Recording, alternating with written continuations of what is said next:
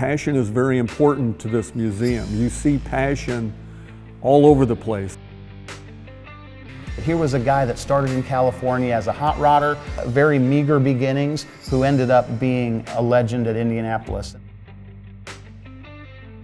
He really became a big name as a mechanic, and everybody wanted to have a Watson to race at Indy in the late 50s and early 60s, because that was the best car you could have.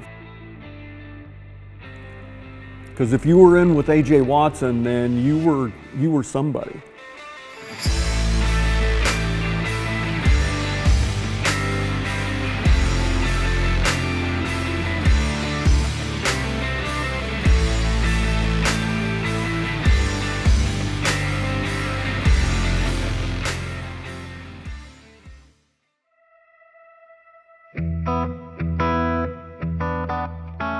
Well, A.J. Watson was a gentleman. He was born and raised in Ohio, but then after World War II, he moved to Los Angeles and started working for one of the big airplane companies. I believe it was Boeing. So he had some friends that were racing, and he thought that was a pretty neat deal. So he built what they called a track roadster, which was an old pre-war jalopy, basically.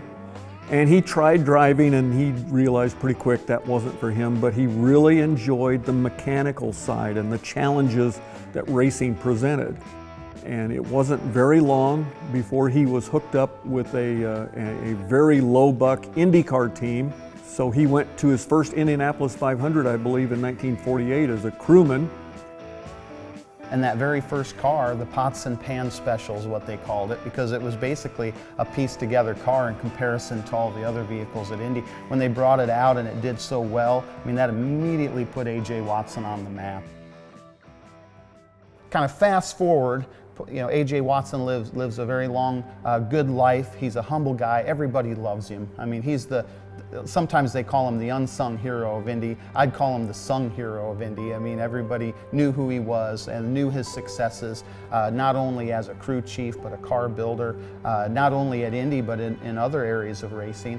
So imagine this, my phone rings at my desk one day, and it's Amy Watson, A.J. Watson's daughter. And what she says is, you know, we really would like to have you come out and see Dad's shop. You know, at that time he had been passed away a few years, and they were ready to figure out what to do with all of his stuff.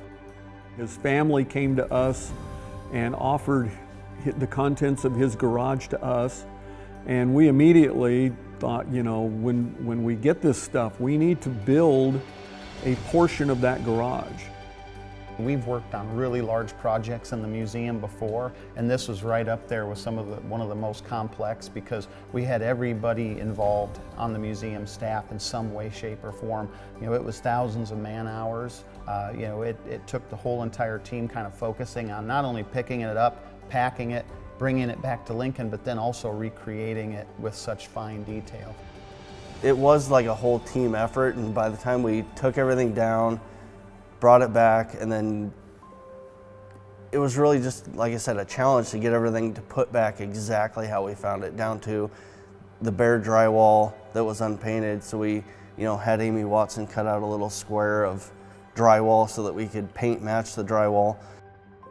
The other thing I hope it shows people is that here at the museum we care about getting it right. You know, none of this is fabricated. It's just the way A.J. left it, and we really wanted to make sure every bolt, every tool was left just the way he had it, you know, just so it had that authenticity. And that's the same kind of authenticity we strive for everywhere in the museum.